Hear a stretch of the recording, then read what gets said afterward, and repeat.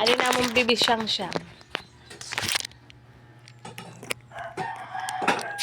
Bibi siyang. Kung tila kami kalat, kaya din ang bibi siyang pasaway, man. Mana bata, pasaway, may darapagod na kuwantak lubhin in rice cooker, nasa iyo pagod. Sumasayo ang aming bibi siyang. Dan sanay.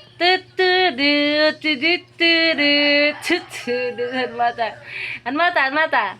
Andila bibi, andila, nay. Siyang dila.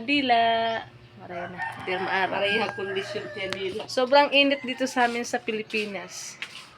Yan mo naman. Grabe. Yan. Sobrang init dito sa amin. Pero, kahit pa paano may hangin siya.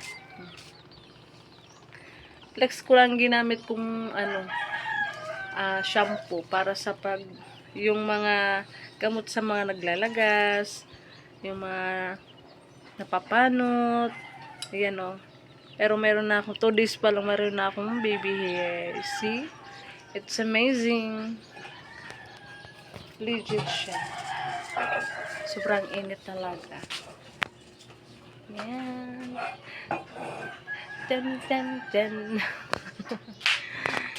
At kami ay gumagamit na ng Wi-Fi. Mayaman na kami kasi may Wi-Fi. 500 every month. Then, meron na kaming smart TV. Pero utang yan. Kung sino ang may mabuting puso dyan, pwede kayo magbigay sa akin ng TV at ibabalik ko na lang to para wala kaming utang. Yung mabait lang naman.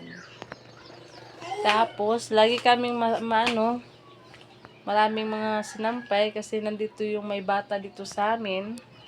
At yun ay si Shang.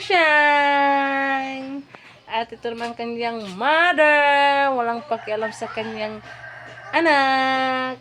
Sigig cellphone, sigig scatter. Yan. Bali na Ganyan. Nagskakatter siya.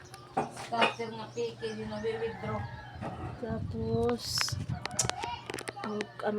ganda tingnan ng ang tawag dyan, ulap.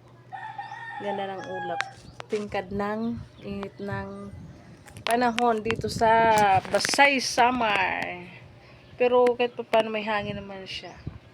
Pero kung walang hangin yan, grabe, pinagpapawisan na talaga kami. Tingnan mo oras ngayon, alas 11 mag-alas 12 na. Pero medyo may hangin, buti na lang. Pero kahapon walang hangin, kaya sobrang tense kami sa sobrang init.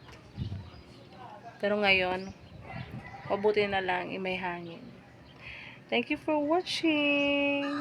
Don't forget to like, share, and subscribe.